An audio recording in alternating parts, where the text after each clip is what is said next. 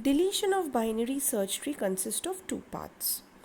First part is where we are going to search out the parent of the node that is going to get deleted.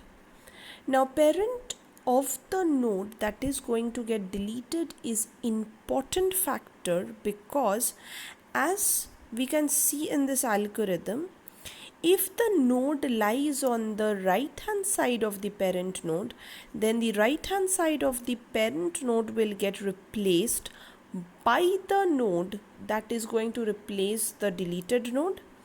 If the node lies on the left hand side of the parent, then the left hand side of the parent will get replaced by the node that is going to replace the deleted node.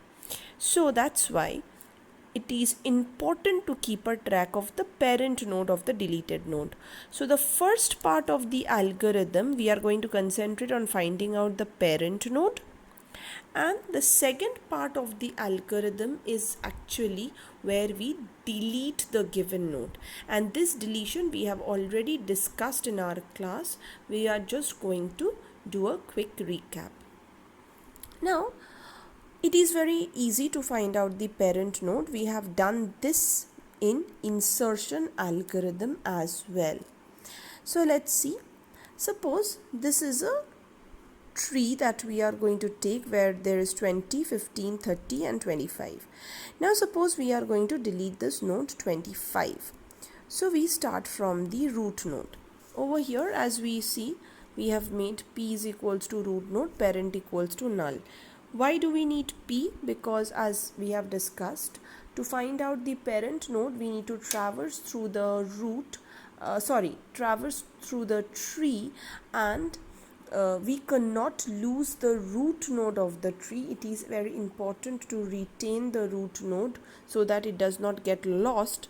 That's why we are going to take another pointer p that is going to traverse through the tree. Now, so p is equals to root node, so this 20 becomes our p. P is not null, flag is 0. A flag is a variable that has been taken to check whether we have found the node or not. So flag is initially 0 till we find out the node that is to be deleted. So p is not equals to null and flag equal to 0, so we enter the loop. P data is less than num. So 20 is less than 25, that is true. So we have to come to the right hand side of 20. So parent is equals to p, p is equals to p, right? So this 20 becomes the parent node and we come to the right hand side. So this becomes our p. 30 becomes our p. Next, again the loop works. P is not equals to null and flag is 0 still. So therefore we enter the loop. P data is less than num. Now 30 less than num is false. So we come to the else part. P data greater than num. That is true. So parent is equals to p, p is equals to p left. So 30 becomes the parent node and 25 becomes p. Again the loop works. Now p data less than num is false. P data greater than num is false.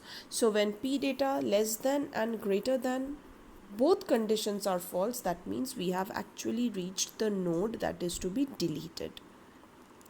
Now come to this part. Parent double equals to null. When will the traversal give parent as null? The parent is initially set to null and parent will remain null if in the traversal we have not proceeded anywhere. That means the node that is to be deleted is the root node of the tree. If the node to be deleted is the root node of the tree, then the parent will remain null. So over here we are not deleting the root node of the tree, so we will come to the else if part. If parent data is less than num. Now what is parent data? 30. It is not less than num. So we will come to the else part. So you see, if 30 is not less than num, that means num is less than 30. That means the node is lying on the left hand side of 30. and whatever is going to replace this 25, it has to be put as the left child of 30. Whatever is going to replace 25 is supposed to be put as the left child of 30. So that's why parent left is equals to del p. We are calling the second function of the delete, the second part of the delete algorithm of binary search using p node, and the return, whatever is going to get returned from that function is going to go to the left part of the parent node, right? Now let's see what the delete function is doing. So I think this is clear to you. Whatever node or whatever replaces the deleted node will come on the left or the right hand side of the parent, depending where this node to be deleted is situated. Now let us come to the second part of the algorithm. Now n left, okay, before we proceed with the algorithm, please check the return type. The return type of the del function is struct bintree star, because as we have discussed in the class, the deleted node is either gets replaced by a null or it gets replaced by its in order successor, in which case it is again a node. So either it will get replaced by null, that means this function will be returning a null, or this function will be returning the in order predecessor of the node. So therefore that's why the return type is of struct bintree pointer type, right? Now let us come to this first if condition. If n left is null. Now we have discussed in our class that there can be 4 situations. First situation, the node to be deleted has both its left and the right child as null. So you see, if n left double is equals to null, over here n left is null, so n right is going to get returned, so that means null is going to get returned, so it works absolutely fine, and it works absolutely fine. So if both are null, then a null will get returned, or a null will be replacing this node that is to be deleted. So therefore if left side is null, we are going to return back right side, which is also null. So this n node will get replaced by a null. So this first condition works. Second condition, when this node n has got something in its left child but there is nothing in its right child, right? So in that scenario, if n left double equals to null is false, it will come to the else if part. Else if n right double is equals to null, so you see n right is null, so it is going to return n left. So n right is null, so n is going to get replaced by its left child, correct? Third case, when n has its left child as null and it has got a value in its right child. In that scenario, n left double is equals to null will be true, and it is going to return you n right. That means this n right is going to get returned. So obviously if left child is null, n is going to get replaced by its right child. So this also works fine. Now come to the fourth situation, where n has got both its left and the right child. Now when n has got both left and right child, as we all know that it gets replaced by its in order successor. And as I have already told you, in order successor is always the leftmost child of the leftmost successor of the right child of the node. Leftmost most successor of the right child of the node. That means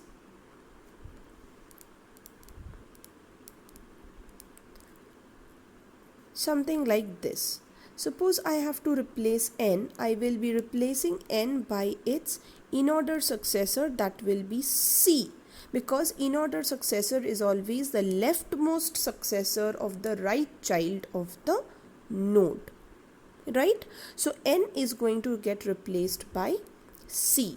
So how will we come to c? Let's see that part. Come to the else part.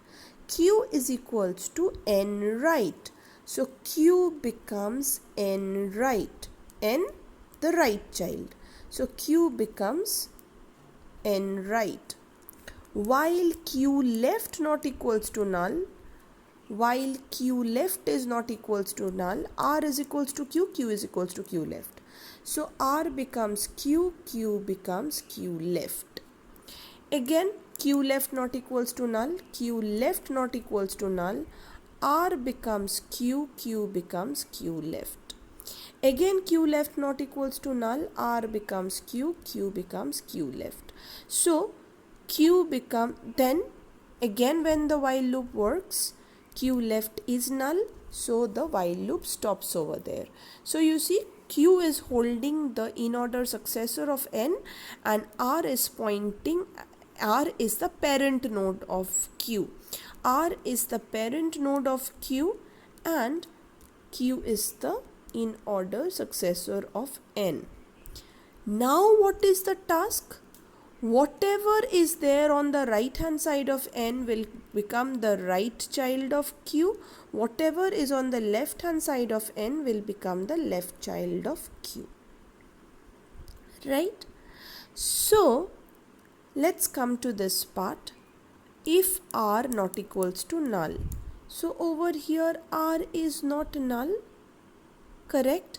Now again, before I proceed, we had also discussed that this Q can have right child. Q will never have left child because we have already checked Q left is null, but Q can have right child. So in that scenario, this node R would start pointing at the right child of Q. So if R not equals to null, R left is equals to Q right. So R left becomes Q right. So all this D and E, this part becomes left child of B. So B start pointing at D and E. Correct? Now Q right is equals to N right. So this C, that is Q, now this C right will become N right. That means this right child of N will become the right child of C, and left child of N will become left child of C. Right child of N will become right child of C, left child of N will become left child of C, and we are going to return Q. You see, Q is getting returned. So Q, as it gets returned, then parent left, that means parent of this node, parent of the deleted node will take in the replaced node from that function. Correct? Now let us view another case. Over here, N has got a left child and a right child. Now suppose if the right child does not have any left child, the right child does not have any left child. So in that scenario, Q is equals to N right, that is true. So Q becomes N right, while Q left not equals to null. But over here Q left is null. So there is no more traversal. That means Y over here is the in-order successor of N. Y over here is the in-order successor of N. Correct? So This is a scenario where the node to be deleted has both left and the right child, but the in-order successor of the node is the immediate child of the node. In this case, in-order successor was the leftmost successor of the right child. It was far away from the node. But over here, this in-order successor is the immediate child of the node, and that child does not have any left side. The left child, this left side of the child is null. In that scenario, what will happen? In that scenario, n will get replaced by its in-order successor, that is y, but y does not have any left child. So what will happen? This x will become left child of y, because y already has a right child. So this x, which is left child of n, will become left child of y. That's a simple deletion. Only the left child of n will become left child of y. But how will we understand that there is no left child? How will we know that? Because when this right child of the node does not have any left subtree, when the right child of the node does not have any left subtree and we are not traversing towards the left, the r value will remain null. Over here, as we traversed towards the left, the r value was changing. But over here, r value will remain null because we did not traverse towards the left. We are static at the right child of n. So that's why this check has been given. If r not equals to null. So this I already showed you. When r not equals to null, we have to make these three changes. Now when r is null, when the situation is like this, that the right child of the node does not have any left subtree, then the right child of the node itself is going to replace the node. So in that scenario, the only thing that is to be done is the left side of the node is going to get added to the left side of the child node. That means y left would become n left. So that is what is written over here. Q left is equals to n left. So the left child of y becomes x over here and y is returned. X becomes left child of y and y is returned from this function, which again over here gets added to the left or right side of the parent node as the node to be deleted was situated, right? So this is how deletion algorithm works in a binary search tree.